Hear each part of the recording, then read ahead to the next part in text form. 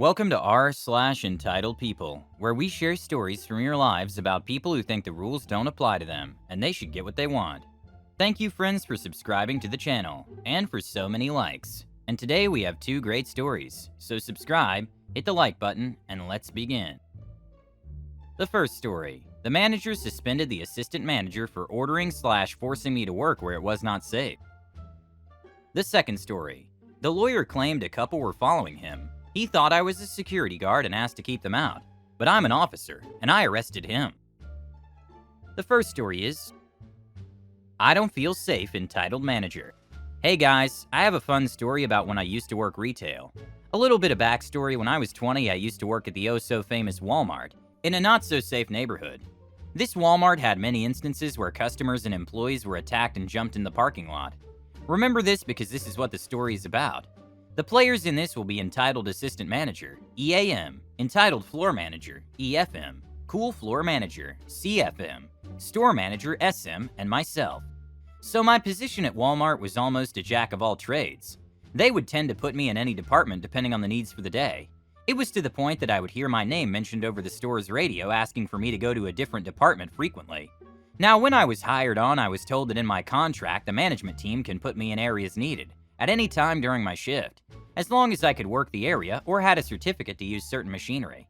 The only thing that could stop them from putting me in certain areas was the law stating that if I don't feel safe, or I feel that doing a certain task could harm me. Don't know if it's a federal law or just a state law, that they legally can't force me to do it. At the time this started, I was working in the sporting goods department, when CFM approached me. CFM: hey OP, they need you to go push carts outside. Me: sorry CFM, but too many people have been jumped in our parking lot, which makes me not feel safe. I'm not going to do that. CFM: hey man, I'm only the messenger, but I'll try to tell the manager who's asking you to do this that you don't feel safe doing that. Me: thanks, if you guys need me elsewhere, you know where I'll be. CFM then leaves, radioing the manager asking for me about what we talked about. I thought that this would be fine, and went on with my day. Well, about a few minutes later, I see EFM fast walking towards me. Now, before this instance, I never had a problem personally with the guy, but he's always been entitled because he felt his little position gave him power. So he stops next to me, and this is how the conversation went. EFM: OP, you need to go outside and help with carts now. Me, still trying to be polite, tell him what I said to CFM. Sorry EFM, but like I said to CFM, too many people have been jumped in our parking lot, which makes me not feel safe. EFM: the parking lot is safe and you know it. Go out there now. Me: dude, you don't remember one of the cashiers yesterday being attacked while she was getting to her car, and all the police cars that showed up? I do. That isn't the first time stuff like that happened. Again, I will not put myself in danger. EFM, looking angry because he's not getting his way with me, says, so you're refusing to listen to what you're told to do by your superior?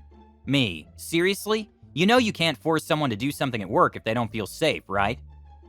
EFM: I never heard of anything like that. If you're gonna act this way, then I think we need to write you up. Follow me to the manager's office. Me: whatever you say. So we both head to the manager's office where all of them are sitting at computers doing whatever managers do.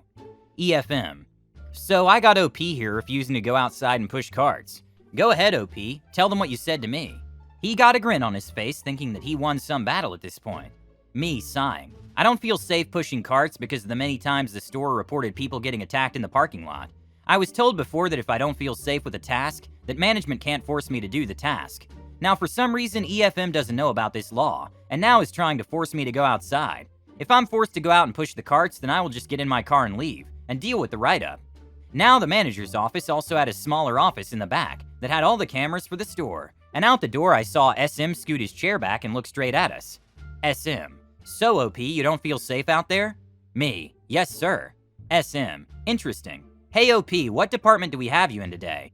Me: sporting goods. SM: okay, good. Please go back there and just continue working. Management here needs to talk. Once we're done, we will come and update you on what is going to happen. They let me out of the office and closed the door. I went back to my department and continued what I was doing. About 30 minutes later, I see EFM coming back to me. EFM: hey OP, do you got a second to talk? Me, putting down the items I was putting up, said, sure, what's up? EFM, looking upset: I have to apologize about earlier. I didn't know about the law you brought up, and want to tell you that I was out of line for acting the way I was. Me, trying not to laugh because I knew I was in the right. It's okay, man. I know you want to move up the chain here, and I think this was a good learning lesson for you. EFM. Yeah, you're right. Well, continue working and we will call you if we need you somewhere else. He left with his tail between his legs. I felt relieved that management backed me up, and I continued my work. Now, I thought this was the end of it, but I wouldn't have put EAM in the beginning if it was. Later on in the day, I went to the front end of the store to collect the stuff that customers didn't want. I had my phone out because we were able to use the company's app to help us find where products went. As I was heading back to my department, when I saw EAM coming towards me, as she was also waving at me to get me to notice her. As soon as I could, I had the instinct to turn on the camera app on my phone and started to record us. This is what was said. EAM. Hey OP, I need to talk to you. Me. Sure, what's up? EAM. So you don't feel safe at all working outside? Me kinda confused on why she's asking this. Yeah, why? EAM. Well, honestly, I don't want to be the person to mention this, but if it's your time to be jumped, then it's your time. So why don't you go out there and push those carts, okay? I don't want to write you up for not doing your job. Me. Wow, so you're telling me that you'll write me up because I don't feel safe doing something, huh? I think I'm going to talk to SM real quick to see if this is also part of the law. EAM. We don't need to involve him. Just go do your job. Me. No, I think he needs to know this, so that's what I'm going to do. I marched myself to the back office again. Luckily, SM was still there. SM. What's up, OP? Me. Sir, I think you need to hear this. I pulled out my phone and proceeded to show him the video of EAM trying to force me to go outside. The look on his face went from contempt to annoyed real quick. SM. Hey OP, send me that video. And he pulls out his radio. Can EAM please report back to the manager's office? So I sent him that video, and as soon as EAM showed up, she saw me and instantly got upset. EAM. Sir, let me tell you what really happened.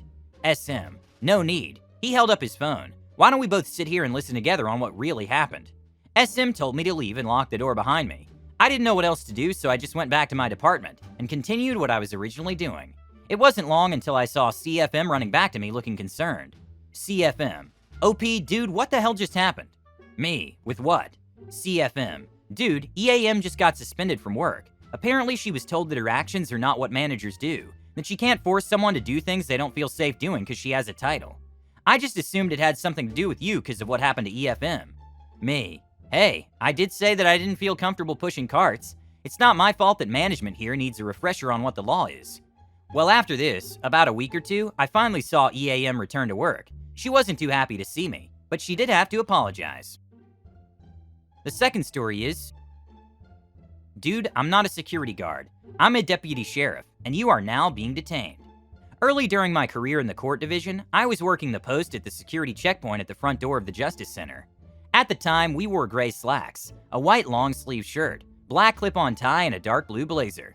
There were no external or visible markings to indicate we were law enforcement officers, and not security guards. That day, I had a couple come in, completely shook up, saying they were hit and then run off the road by someone who was driving a rather uniquely decked-out car. The car had hit theirs, and just sped on as if nothing happened. I found out what court they were in for, sent them on their way, and told them to check back with me when they were done. The accident occurred in a very peculiar location in the city that was the county seat.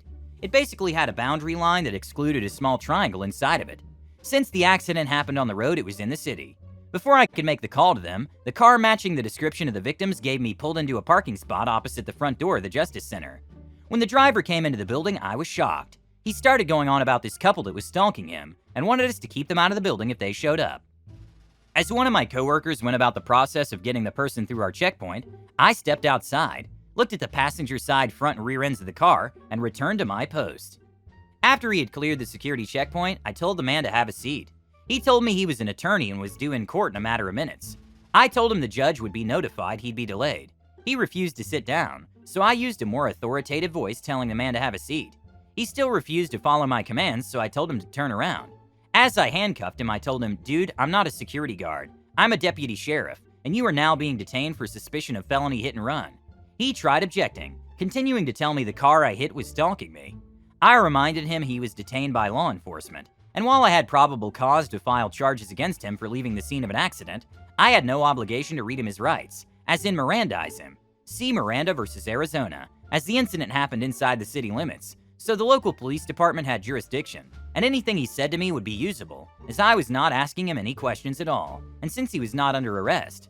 We made contact with the local PD, and when the officer arrived, I explained the two sides of the story, including the part of the very peeved attorney I had sitting in a chair in handcuffs. Since PD was there, I left them for a moment to discuss with the judge of the court the attorney was to appear before, explaining it was likely he was going to be arrested for the charge. When I told him the name of the attorney, the judge rolled his eyes. I still don't know why I did, but he followed it with, "Do what you guys feel is appropriate." It was indeed confirmed by the evidence and an eyewitness the attorney had been driving recklessly, swerving into oncoming traffic, forcing the driver to go off the road, when the attorney struck the front portion of the victim's car, with the damage on his right rear portion looking pretty much exactly like the damage on the victim's car, including paint transfer from the victim's car onto the suspect's car. The PD agreed and arrested the attorney for felony, leaving the scene of an accident, and the misdemeanor charge of careless and imprudent driving, as the officer had already made the arrest. I agreed to take the attorney to the jail for booking, with the understanding the officer would soon be there to fill out the paperwork. I walked the attorney, still handcuffed, through the courtroom he was supposed to be there for, at which point the judge called up the client of the attorney to set the case for reappearance a month off, giving the bailiff instructions to write a note, to tell the clerks to send a copy of the date to the attorney's office. After the attorney was booked in, the officer wrote her report and filed it directly to the prosecuting attorney.